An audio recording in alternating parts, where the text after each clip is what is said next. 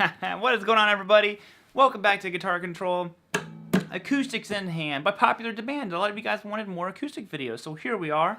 So if you would like, tabs for the chords we're about to play today, those are all linked down below because we are going to play 10 different A chords. There's so many fun and interesting. I mean, there's literally like thousands of chords out there, but this is just really cool because you might find some new voicings of some chords or just some chords in general. Like, oh, like sometimes our ears can just kind of tell us where this chord should go. So let's kind of see if that happens here. I'm going to go ahead and play you all 10 chords, and then I'm going to show you how to play each one and break them down individually. So here we go. An A sus4, an A sus2, an A minor, an A minor 7, an A major 7, an A dominant 7, an A add 9. Okay, now we're also going to be doing just a normal A9, an A13, and that should be all of them. Alright, so let's get to breaking these down. So the first one was our A major chord. Now that's a good old typical major chord. You guys probably already know this one.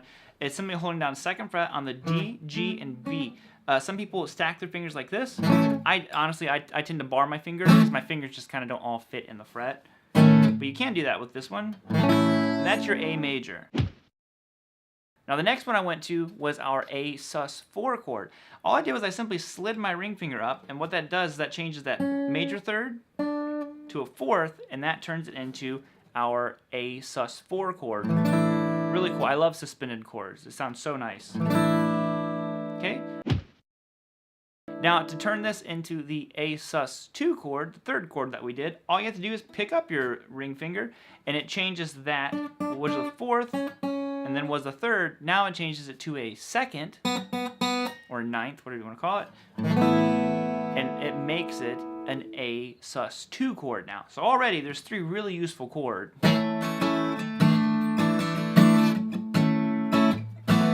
My fingers are, I told you, stacking my fingers is tough on these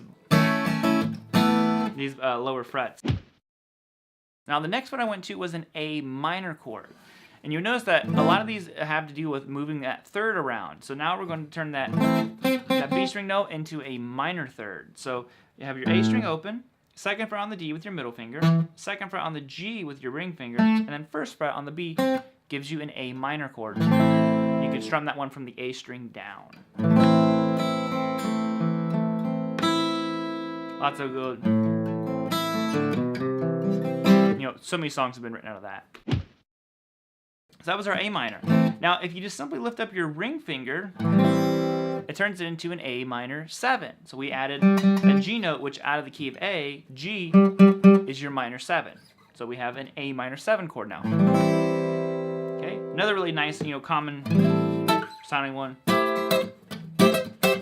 that's used in a lot of music. But what we did after that one was we changed it to our A major 7.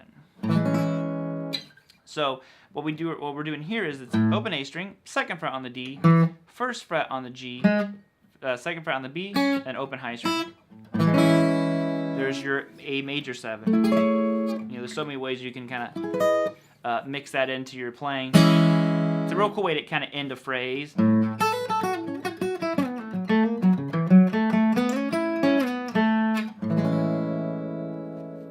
There you go. A major 7. I like the major 7s a lot as well. Suspendeds are some of my favorites, but I think that those are always cool. Now from this one, if you simply pick up your pointer finger, we now have a dominant 7, or just a normal A7 chord. So this one is going to go open, 2, open, 3, because this one has both our major 3rd and our minor 7 in it, but no minor 3rd. Okay? So this one, I love the way this sounds. Oh, and no major 7. Sorry. I always like it sounds kind of swampy.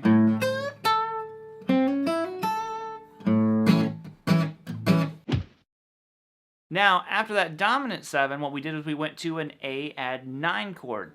I like the add 9s because, again, it goes back to that suspended kind of sound, I feel. But what we do is we just simply have to go like this. It's open, and then 2 on the D string with your pointer finger. Take your pinky and reach over there and get that B note. That's our 9 or 2, however you want to look at it, on the G, and then we're going to go to 2nd fret on the B string as well. You have an open high E on top of that.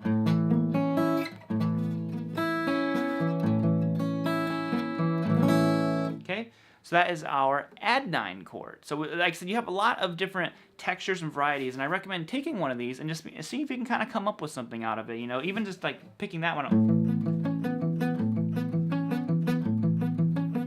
To me, that's inspiring. Like, I like that sound a lot. Now, the next one I went to was a good old normal A9 chord. It has this kind of more of a bluesy sound to it. And I'm going to play open A string, 2 on the D, then you're going to go to 4 on the G, 2 on the B, 3 on the high E string. So you have, I can't get my fingers right. I don't play this version of an A9 very often, obviously. And the final one was an A13. Another one I like to kind of end stuff with, just kind of like...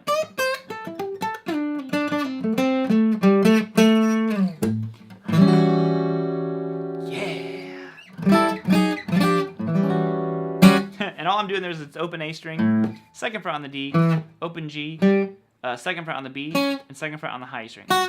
And there you have it. And that is your A13 chord. The 10th chord is the 13th chord. So there you have it, guys. Hope you enjoyed this video. If you want, grab those tabs, and I'll be seeing you next time. Make sure you hit subscribe. What was your favorite chord out of these 10? Did you have one that really just kind of rung out and you're like, hey, I really like the way that sounds? So until next time, guys, I will be seeing you all later. Peace.